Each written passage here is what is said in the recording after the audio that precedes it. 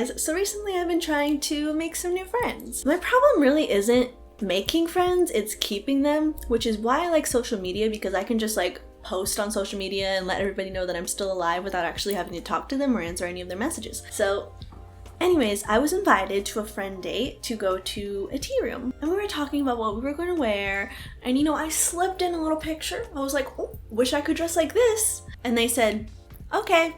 I wasn't prepared for that. My closet was not prepared for that. So if you guys aren't aware, the style that I was hinting at is Lolita fashion. And Lolita is very recognizable because of this certain silhouette that it had. And you can definitely look at these videos if you're interested in more of a history and an in-depth explanation of what the fashion is.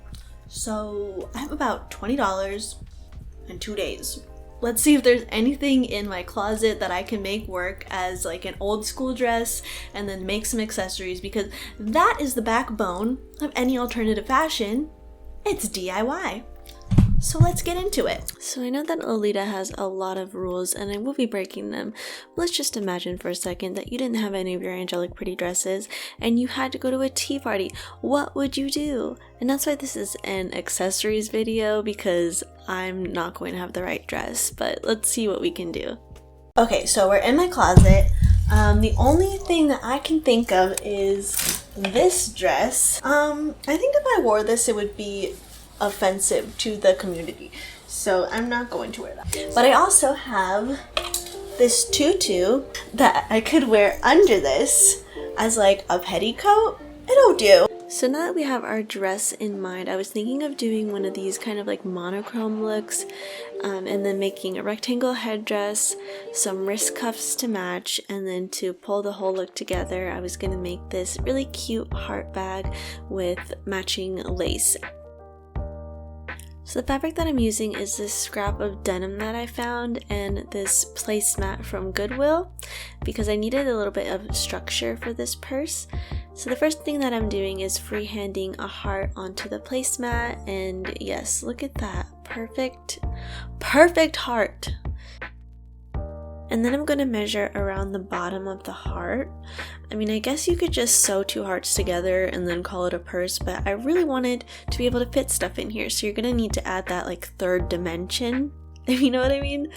And we're going to get to the 3rd dimension by adding a rectangle. And remember, you can make this purse really big or really small, but I was kind of confined to this size because I chose to use a placemat. And I used a placemat because it had like a really structured feel to it. And I felt like because it's a purse, it can't be like the 1-ply toilet paper at my parents' house. Like, it needed to be a little bit more structured. So this is what you should have cut out of the main fabric. You're going to have a heart and then 3 rectangles, and they all have seam allowance. And then we're going to cut out the same things in the placemat, except they will not have any seam allowance. So our first sewing step is going to be sewing the placemat and the main fabrics together. Like I said, it should fit within the seam allowance. So you're just going to do a zigzag stitch all the way around. So basically all we're doing is just attaching them together so that they are more sturdy. So you're just going to start pinning them together. And it's really hard to see because this fabric is so black. But then I put it under some different lighting and realized how much lint is on this fabric, which I will fix later, but just ignore that. And I saw a hack somewhere that instead of using pins and clips, you could just staple your edges together and then just cut the seam allowance off, because in purses you don't like need seam allowances. I don't know if it's true, but I tried it and it worked. So once that's all sewn together, we're going to start doing the straps. So basically just fold it over and sew it. That's it. And then once you turn the straps into a tube, you're going to turn them inside out. And I tried this new method where you use a bobby pin, and turning things inside out is absolutely the worst part of sewing. I hate it so much. And this is the strap after battling with it. As you can see, I won.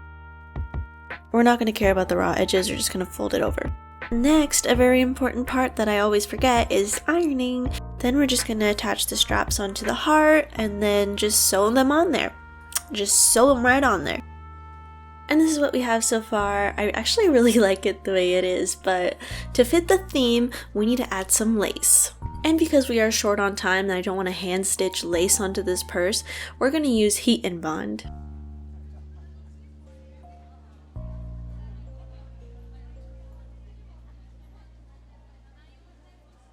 And because there's like this raw edge that we didn't clean up, I'm just going to use the heat and bond and some lace to hide it because this is a last minute project, I don't care anymore.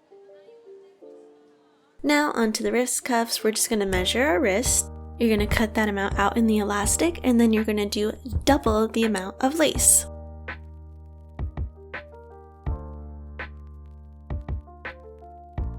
Sewing elastic always confused me and I finally figured it out. So what you're going to do is just anchor one side and then stretch the elastic out to the other side and then hold it the entire time, like have it stretched out the entire time while you're sewing it on there, and then you're done. And it gets all like twisted in this weird spiral, but once you have that figured out, just sew the ends together and then you have a wrist cuff.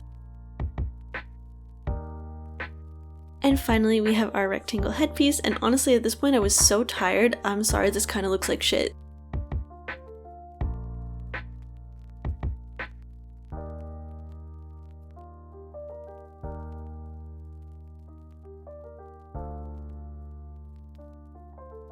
Look, see, I didn't even sew in a straight line, but after that you're just gonna hand sew some like barrettes onto it and then it's done.